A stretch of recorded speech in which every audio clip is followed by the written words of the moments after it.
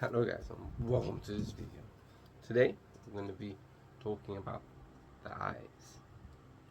I've this book. I think we're going to do a little series, and you have this book, then you may be taught the basics of knowledge. And what they put in books is what they want you to see and know. So yeah, I have my own understanding of what things is and what things are. Obviously subjective, and everything I say is basically not necessarily the truth, but it could be. But at the same time, it's just my understanding of what is and what I think it is. Here comes the whiteboard again. Okay. Basically, I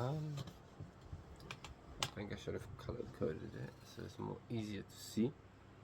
But what we're going to do is I'm going to rewrite it, and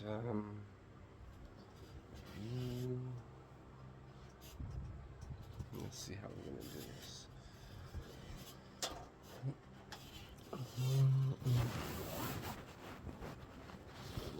There we go.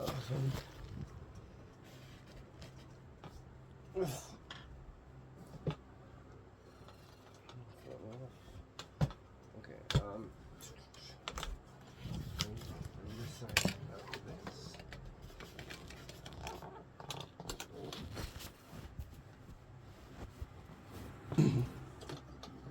Okay, I'm gonna rewrite it here. The main question.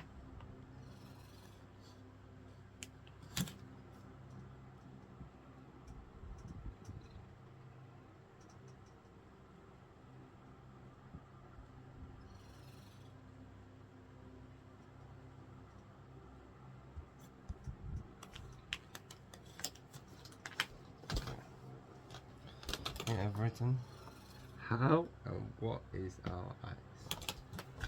Now, my belief system, of what I think is, when we see reality, when we see stuff in front of us, it is obviously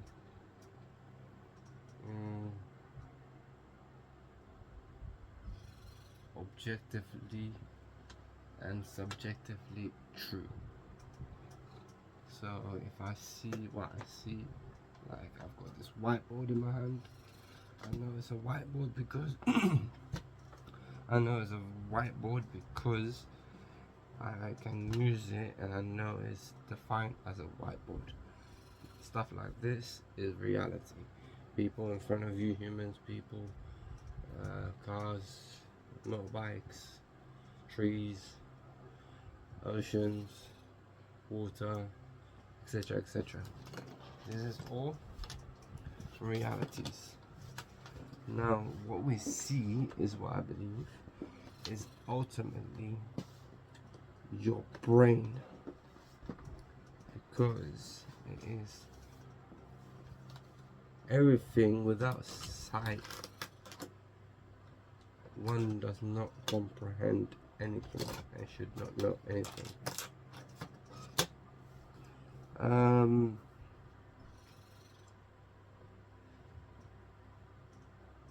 Language, for example, is obviously spoken, but at the same time you come to learn information, reading and writing.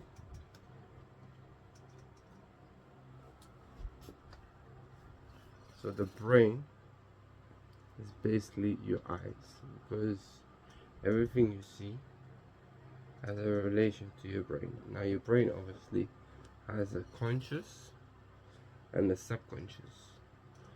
we operate on most of our life on our subconscious.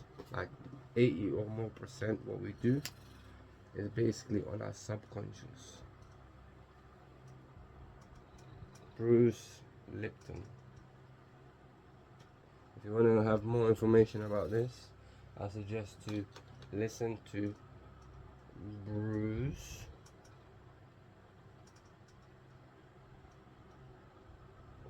Lipton. So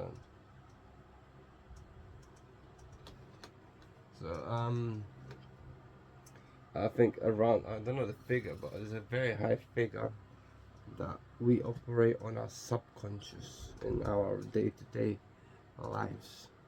The conscious is basically a consistency of decision making. Again, this links into what we see and what reality is.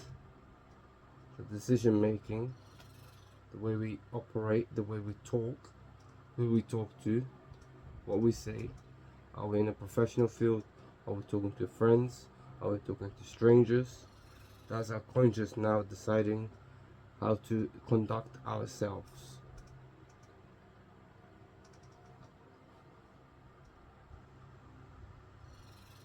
So it's conscious and subconscious.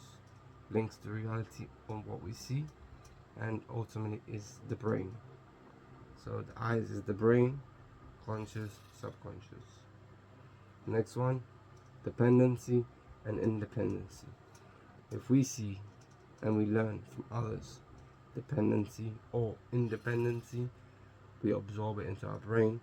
Our subconscious basically becomes the reality, and it starts functioning. Again, listen to Bruce Lipton. I highly recommend that. Dependency, independency.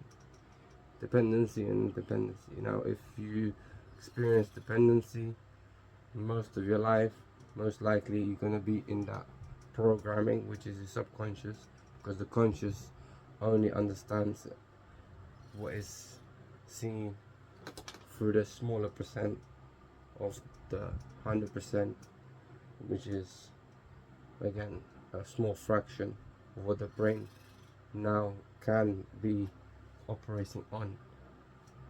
Now obviously you have work and you have survival.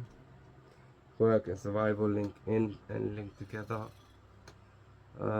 Survival is obviously money to survive, to buy food or place to rent, etc.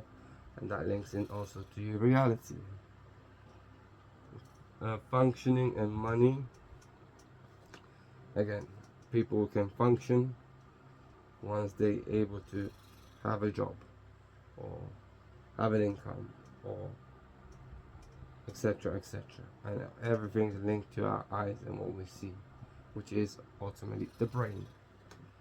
Because if we can function, that means our subconscious can, and it's programmed to. That's why they have a 9 to 5 jobs. 1 second.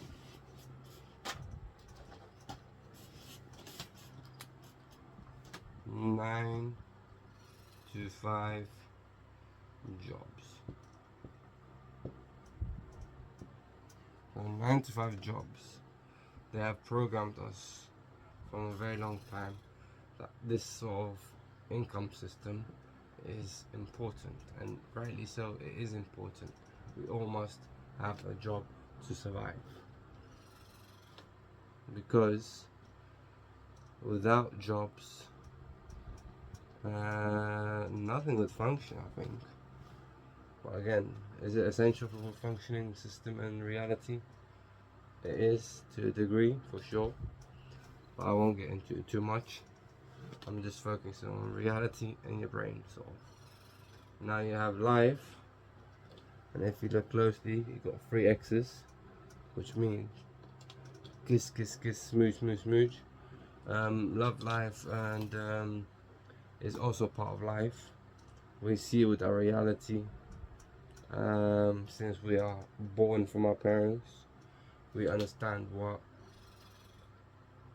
love is, and we operate on that premises of what love is. Somebody can say hugging and saying I love you is a sign of showing love, and other people may say no, love is more of an action towards another person, whether it is cooking for someone else on a regular basis, or um, helping a person who is in probably lesser of a dependency need.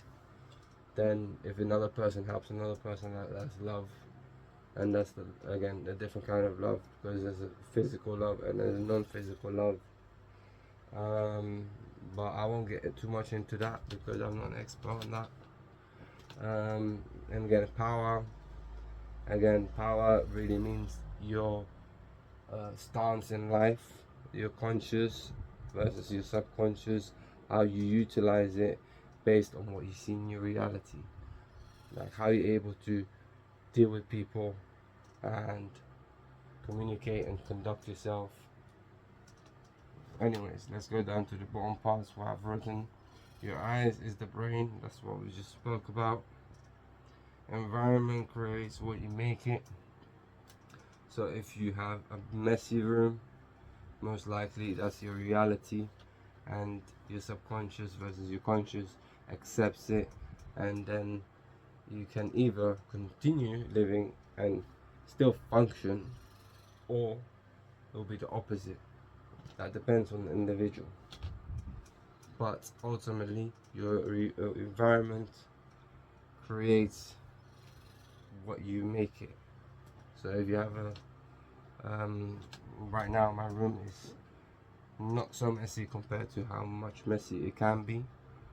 So again, that's me conducting myself by making my environment to what I make it myself to be. If I'm functional right now or not. It's like the word depressing and non-depressing. Obviously that's a separate conversation as well, and discussion and debate, where people say, well, I've heard videos of highly spoken people who say depression obviously can be looked differently upon to what the majority speak of about. And anyways, what or does one want or desire? So we may see and aspire, for example, whether it's a job, whether it is a business of another individual that we may take on board and want or desire, whether it's the physique of a person that we see and be like, yeah, I want to achieve that as well. That's what the eye sees, but the brain obviously has its programming. And actually, I'm going to write it down, which is not my understanding, but I've learned it from this individual over here. And he says the programming of a child from the age of 0 to 7 is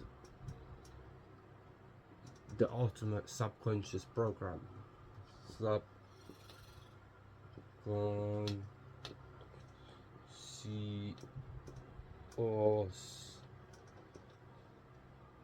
So right now obviously we have a lot of technology and a lot of kids use technology. So is that going to create disabling families ultimately in the long term? We don't know yet. I mean, already know from the new generations, from the 2000 and onwards, right now, they're the ones who really got to experience the early technology. Now we are quite far in technology where everyone has basically a tablet or a phone from a young age. So I don't know if that's good for the coming environment or not. What should a man need to survive? Well, based on reality, what we see, food and substance are the main important ones.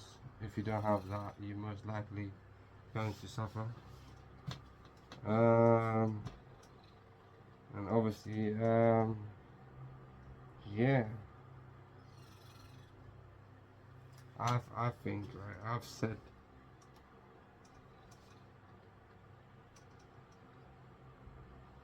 said if I hypothetically ruled or chose to govern, I would make my own conditions on certain sensitive topics or non-sensitive topics. Anyways, we okay. This is a verse. Um, this is personal. This is personal. I won't get into it, but I've written it down. Actually, you can't really see it anyways. But actually, we'll get into it. We fight not against flesh and blood, but against principalities and powers.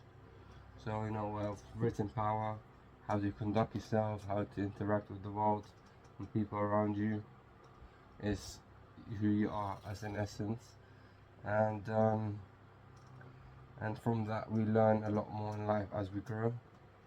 So not everyone learns at the same speed and time. Someone who could be both men, for example, or women mature more early in life to men. Apparently that's what research is. But let's say a man who is 20 years old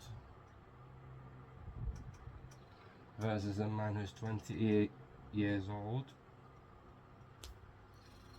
A man who is 20 could be more mature than a 28-year-old based on subconscious and conscious programming what he sees in his reality. What I mean by that, let's say hypothetically there's this book which I don't know much about, but it's called Rich Dad Poor Dad. So that's reality. What he sees, Rich Dad Poor Dad, he sees a poor dad working every day trying to maintain and survive. Then your subconscious and your conscious are automatically going to understand this is the way of programming that I must go through to at least to survive. But if it's the opposite, you have a rich dad who, whether he works in front of the child and shows him his works, then he can understand that reality, and then also conscious and subconscious comes into play. Therefore, as a result, work, survival, dependency, money, functioning, power, life, all of this is a part play, and this is called environmental. Listen to Bruce. He just talks basically about what I've written here, mainly about how the subconscious gets formed very early by environment, and there's no such thing as DNA passing on. One person can be putting himself in an environment where he thrives and survives to the best he can, or he chooses to live in this. Again, I've got a little drawing I may actually, if I can, edit it and put it over here.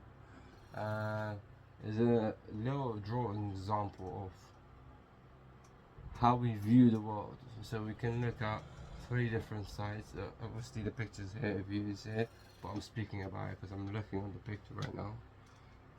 There's 3 different windows, 3 different windows you look through. You can either look at a concrete wall, like you think you're in trouble and you can't do anything about it, or you can choose to walk the path and see where it leads, and through it you can see people, you can be seeing nature, or you can be seeing mountains, wherever you may be, whether it's a city you live in, a town, or a village. You can be walking that path, whatever you want to do. And obviously if there's obstacles, then yeah, that's a bit sensitive right now, but I'm not sure, because communication is important. Alright, and now this is this part over here, it's very important because, like I said, linking into the 0 to 7 to the subconscious of the new generation. There's colors. I wrote down colors here in front of the first part, which is reality, and our brains, which I explained. Brains part I explained. Colors. Colors, what I mean by that. When we open our eyes, we wake up and we see everything, life, different shades, different not shades, and again, you have to be grateful to some people who may not be able to see as clear or are blind. So again, I'm speaking from my perspective. Good colors, nature, people, animals, all this has shades of different colors. Now you got created atoms, because everything is in science to teach. Everything is atoms and what atoms? Pixels. Well, in this case, I'm talking about pixels, created pixels, because we are looking at screens every day, which is colors, and this shapes our reality.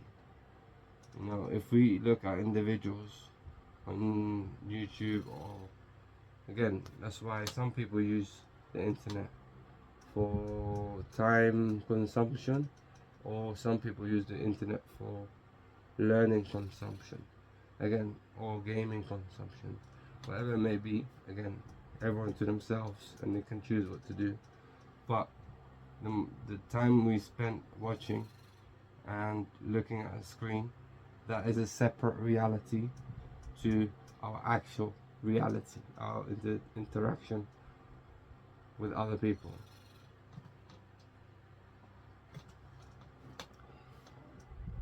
And can the past be forgiven? Sure. Can you amend what was done? No, you must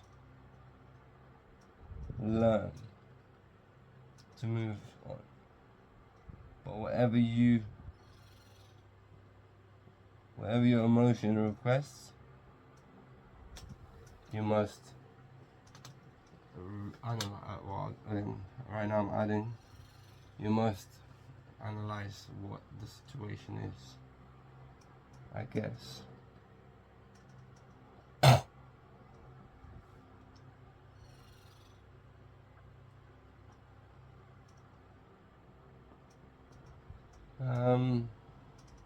So again, that's about it. Myself, if I speak about myself, which again, I'd rather not, but based on my explanation of what I think the eyes is, because again, I opened the book earlier, it landed on that, so I'm gonna do little episodes of basically that. I'm gonna open the book, whatever it lands on, I'll have my input of what I think it is, if I feel like this is the topic I want to speak about. So that's about it for now. And yeah, I think communication is key, which again, some people learn it at an early age, some people learn it at a later stage, but it's never too late. You know, it's all perspective. You know, they say, for example, there's a saying of like individuals that want to study in universities and not. Obviously, again, everything I'm mentioning has its own deeper conversations about. But when someone goes to uni and wants to go to uni at a different age, there's never too late to start studying. Likewise, never too late to start growing up, I suppose, or learning to communicate. But obviously, sometimes we are in positions where we either choose to be in, or we have no control on it, and that is again a very sensitive topic for it is a sensitive topic because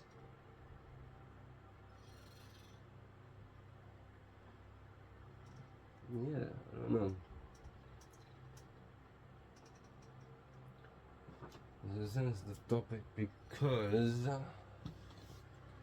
not everyone has the same means, even though we are playing with the brain and the eyes and the conscious and everything else that we see in reality. Power, functioning, money, work, survival, dependency, independency, you know, and then life. And then what is life? Life obviously is a separate subject in itself, because this is just obviously what the majority may agree, may not agree. But yeah, that's about it. Next time, maybe I'll see you with a different topic. Bye bye.